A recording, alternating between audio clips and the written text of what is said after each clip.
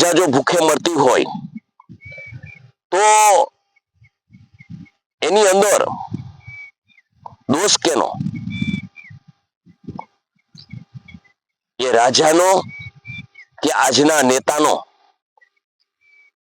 તો રાજાશાહીમાં જે ગુણ હતા એ તમે લોકશાહીની અંદર કેમ જોવા નથી મળતા? આ તો શાસન તમારું છે, આ તો બધા રખોલિયા રાખેલા છે, પ્રજાના પ્રતિનિધિ છે, છતાં આ લોકો તમને આંગળી ઉપર નચાવે છે, તમારું ધાર્યું થતું નથી. તો તમને એવું નથી લાગતું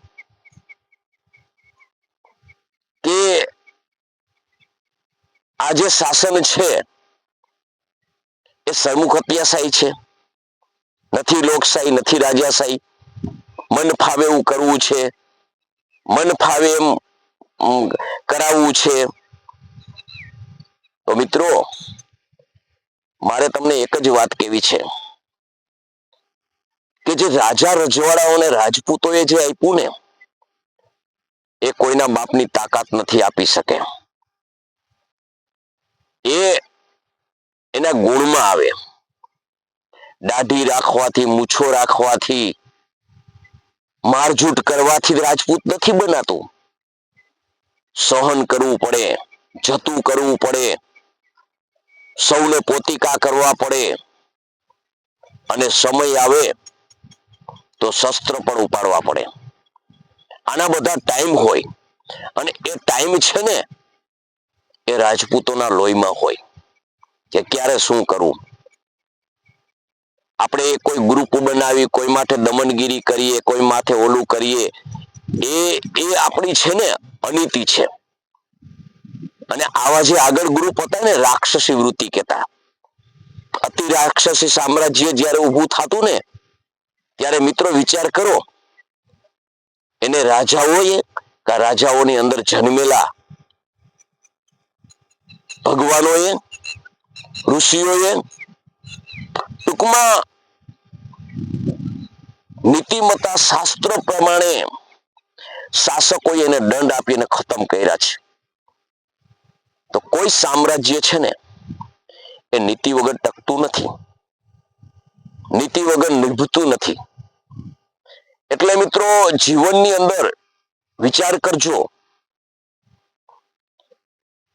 કે આપણે કૂટવટાવથી જે ભેગું કર્યું છે ને એ પણ આપણે છોડી નતા શકતા. જ્યારે રાજપૂતો એતા છે ને, દરબારો તે છે ને, પોતાના પસીનાથી મેળવેલું, પોતાના સામ્રાજ્યથી રચેલું, નીતિમત્તાથી મેળવેલું પ્રજાને આપ્યું છે. છતાં આજે કોઈ પણ આંગળી ઉઠાવે, કોઈ પણ વાત કરે, કોઈ નીતિમત્તાની વાત કરે, કોઈ ધર્મની વાત કરે,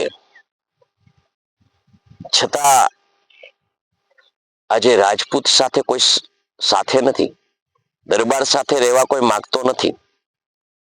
એનું કારણ એક છે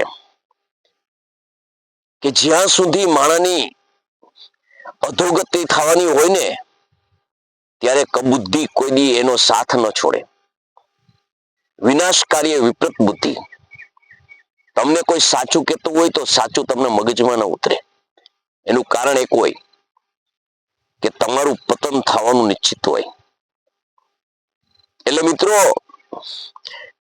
જીવનની અંદર કોઈ પણ આપણે બનીએ ને એ બનાતું નથી, એ ગુણમાંથી નિર્માણ થાય છે. પરંપરાગત જેણે પોતાનું સર્વસ્વ પ્રજા માટે અમે ખર્ચી દીધું છે ને, ત્યારે બાપુજી એક વખત કોઈ સારું કાર્ય કરે ને તો તમને એવોર્ડ મળે, બીજી વાર કરે ને તો કાંઈક બીજી પદવી મળે. પણ આ તો પેઢીઓ દર પેઢીઓએ જેણે સર્વસ્વ બલિદાન કરી દીધું છે ને એના અમે સંતાન છે. દાદા દ્વારકાધીશના અમે સંતાનો છીએ, અને દાદા દ્વારકાધીશ કૃષ્ણ વંદે જગતગુરુ, આખા જગતના ગુરુ છે.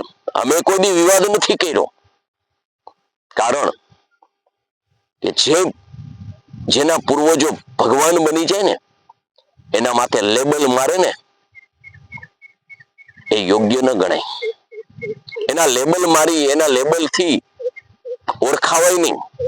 ચારિત્ર એવું નિર્માણ કરાય, ચારિત્રથી ઓળખાવાય. એટલે મિત્રો સાથે રહેજો તો અમે સાથે છીએ. આજે આપણે જોયું દાતા સ્ટેટ ઉપર જે સરકારે અન્યાય કર્યો છે ને